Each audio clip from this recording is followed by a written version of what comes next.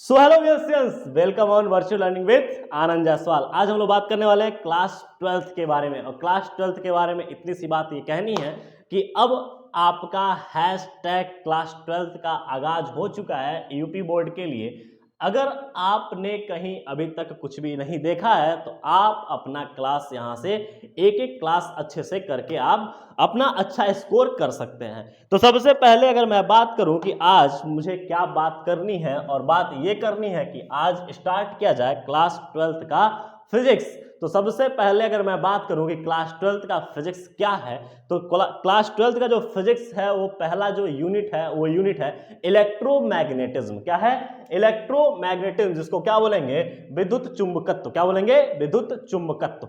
अगर मैं बात करूं इलेक्ट्रोमैग्नेटिज्म, क्या बोला जाए यहाँ पे? इलेक्ट्रोमैग्नेटिज्म। और इलेक्ट्रोमैग्नेटिज्म के बारे में बात करूं तो ये यूनिट आपको पढ़ना है और ये पहला यूनिट है। और इस यूनिट के अंदर तीन बातें हैं और तीन टॉपिक हैं। तीन टॉपिक क्या? तीन बड़े बड़े चैप्टर हैं जिनका नाम है, पहला नाम है इलेक्ट्रोस्टैटिक्स। क्या नाम है? इलेक्ट्रोस्टैटिक्स, जिसको बोलते हैं स्थिर वैद्युतिकीय। क्या बोलते हैं? स्थिर वैद्युतिकीय। और दूसरा क्या है मेरा? दूसरा है मैग्नेटिज्म। क्या है? मैग्नेटिज्म। और इसी मैग्नेटिज्म में हम बात करेंगे चुंबक के बारे में, चुंबकत्व के बारे में। और तीसरा मेरा है यहीं पे जो मुझे पढ़ना है, इलेक्ट्रोमैग्नेटिक वेव्स। क्या पढ़नी है बाबू? Electromagnetic waves. तो सबसे पहले अगर मैं बात करूं कि इलेक्ट्रोस्टैटिक्स की, तो मैंने बोला कि इसका नाम ही है स्थिर वैद्युतिकी। और स्थिर वैद्युतिकी मतलब कि जब वैद्युत की बात करते हैं तो वैद्युत मतलब क्या आता है? आवेश। और आवेश की जब बात करें तो यहां पे सबसे पहले लिखेंगे कि चार्ज एट रेस्ट। क्या बोलेंगे? Charge at rest. मतलब कि आवेश क्या होगा? स्थिर होगा। आप क्लास 10th में आवेश के बारे में पढ़े होंगे, तो आवेश का डेफिनेशन अभी हम बात करेंगे। सबसे पहले यहाँ पे देखेंगे कि चार्ज क्या है एट रेस्ट में। तो इलेक्ट्रोस्टैटिक्स की जो भी कहानी पढ़ेंगे तब तक यहाँ पे क्या होगा? चार्ज एट रेस्ट पर होगा।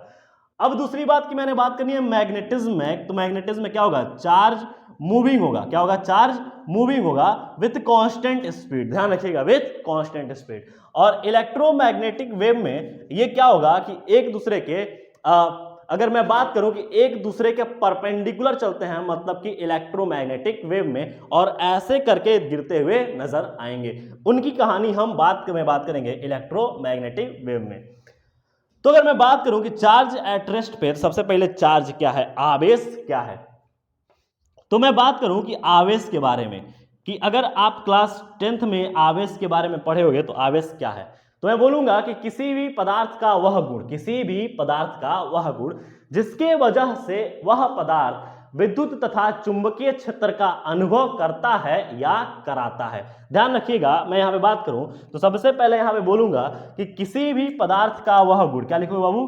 किसी भी पदार्थ का वह गुण जिसके वजह से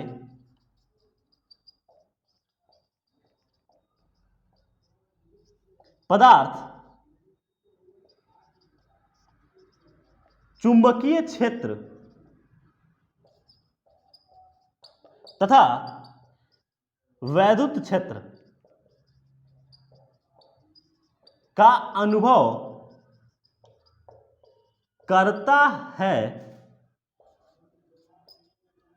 या कराता है।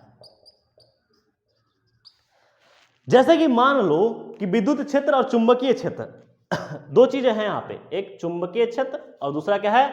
विद्युत क्षेत्र। मतलब ये कहने का मतलब है कि किसी भी क्षेत्र का आप अनुभव कर रहे हो। जैसे मान लो कि एक मैं पदार्थ हूं, और मैं पदार्थ होने के कारण अगर मैं बात करूं कि मैं पदार्थ हूं तो किसी अन्य का चुंबकीय क्षेत्र या वैद्युत क्षेत्र का अनुभव करूंगा। अगर उसने कुछ अनुभव कराया तो, या फिर मैं करा सकता हूं।